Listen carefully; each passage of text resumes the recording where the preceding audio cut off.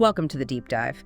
Today, we're tackling a truly foundational text, Genesis chapter 1. Absolutely, the creation account. Yeah, and you might think, okay, I know this story, but our mission really is to dig deeper.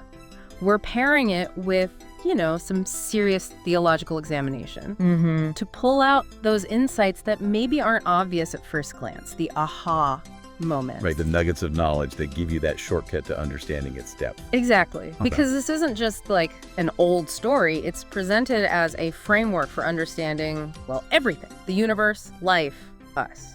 It really is. And it's packed with details and implications that are surprisingly profound even now. Okay, let's unpack this then. Let's do it. So the basic structure, right? The 6 days of creation, that's the first thing everyone notices. Yeah.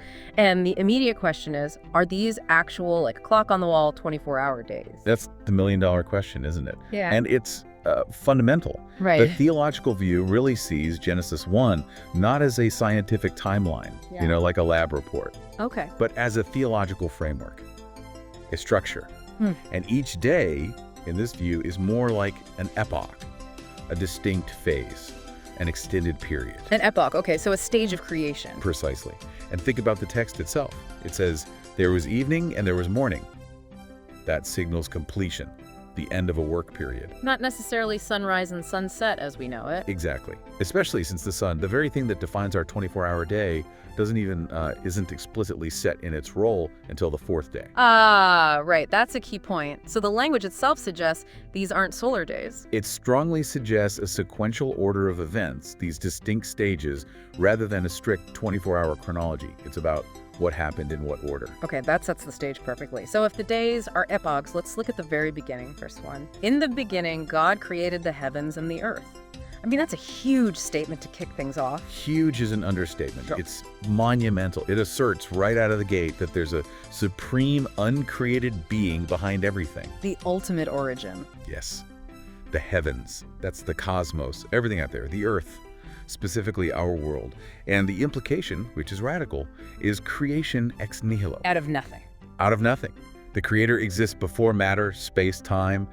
And, the Hebrew word used for God here, Elohim, it's technically plural. Right, I've heard that. Does that mean multiple gods? Well, no, it's used with a singular verb, which is fascinating. The thinking is it denotes majesty, greatness, maybe even a plurality within the Godhead, but it firmly establishes monotheism. So it's a powerful counter to other ancient views. Absolutely. It's a direct refutation of polytheism and also purely materialistic views that say matter is all there is.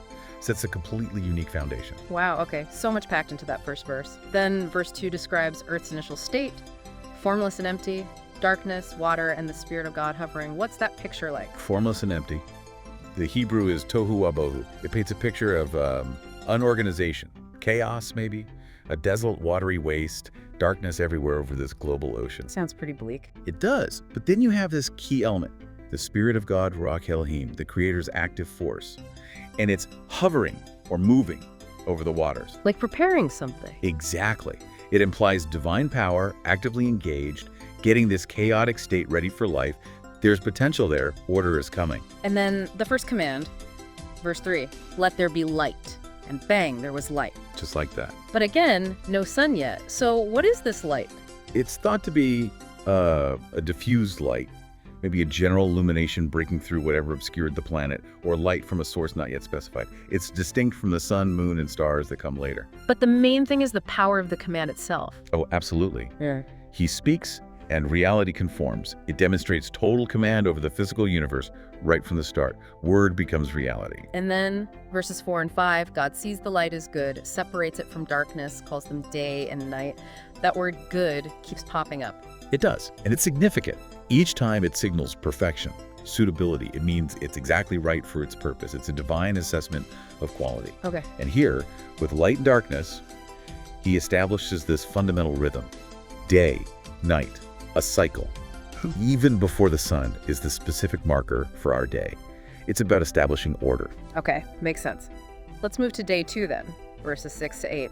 God says, let there be a vault between the waters to separate water from water. A vault. What are we talking about here? The Hebrew word is rakia. It's often translated expanse or firmament. Essentially, it's referring to the atmosphere, the breathable space around the earth. Ah, the atmosphere. Okay. And this separation of water from water is understood as creating the waters below the expanse are oceans, lakes, rivers, and waters above it. Waters above, like clouds. Clouds, atmospheric moisture, yeah. Some even theorize about a kind of primeval water canopy. But the key outcome is establishing the atmospheric conditions necessary for life, creating the air itself. Wow, so setting up the system, the air we need. Precisely. It's another step in meticulously preparing the planet, laying the groundwork for things like the water cycle, and again the creator names it sky, showing his role in ordering and defining. Okay, day 3, verses 9-13. Let the water be gathered, and let dry ground appear. So land emerges. Yep, this describes huge geological changes. Land masses rising up, waters collecting into seas, continents, islands forming. Yeah. A massive reshaping of the surface. Creating distinct environments. Exactly. Land and sea. And right after the land appears, bam, vegetation.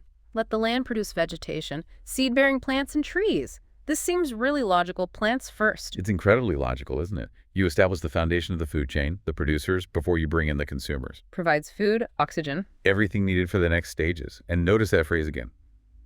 According to their various kinds. Yeah, you mentioned that for the plants. What's the big deal there? It's huge.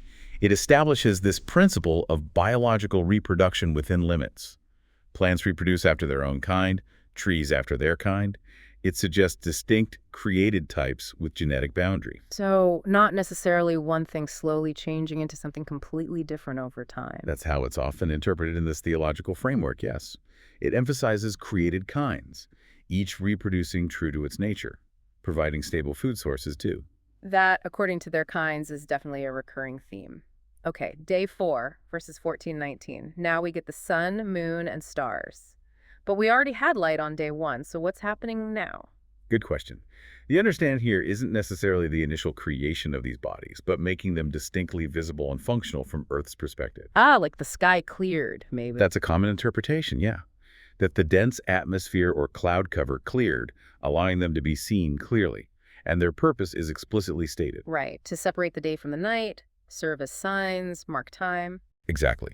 They're set up to regulate time, sacred times, days, years, seasons. They become Earth's timekeepers. So they're not just lights, they're regulators, set precisely for Earth. Precisely for Earth's benefit.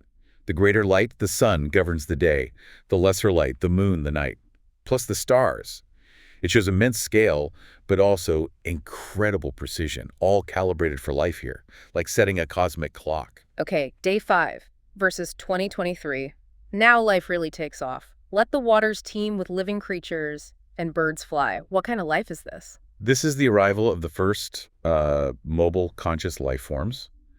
The text uses the term nefesh shaya. What does that mean? Living soul or living being. Creatures with breath, consciousness. It includes great creatures of the sea. Think large marine animals, maybe even aquatic reptiles, and every winged bird.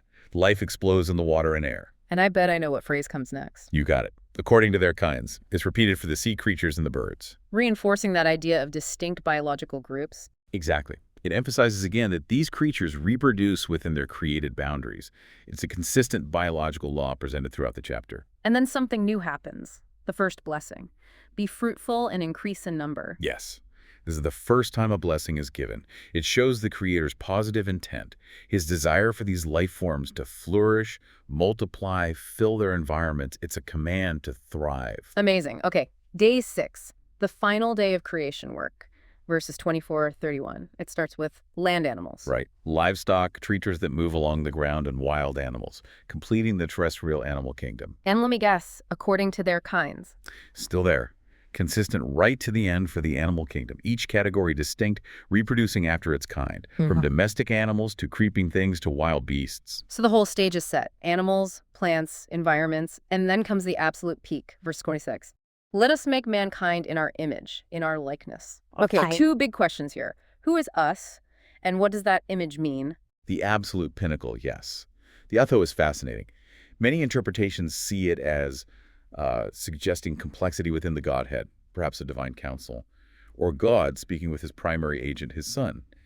It implies shared purpose, a deliberate decision. Okay. And the image and likeness. It's not about looking like God physically, right? No, definitely not physical resemblance. It's understood to mean reflecting the Creator's qualities. Things like personality, love, justice, wisdom, morality, creativity. the capacity for spirituality and relationship. So something unique about humans. Yeah, absolutely unique. Yeah. It sets humanity apart as the zenith of earthly creation, made directly in this special way. And notice the detail.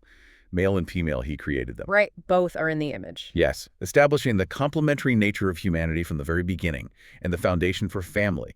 It speaks to inherent dignity and purpose. And humans are given a job, a mandate. Verse 28, be fruitful, fill the earth and subdue it, rule over everything. What kind of rule is this meant to be? That's crucial.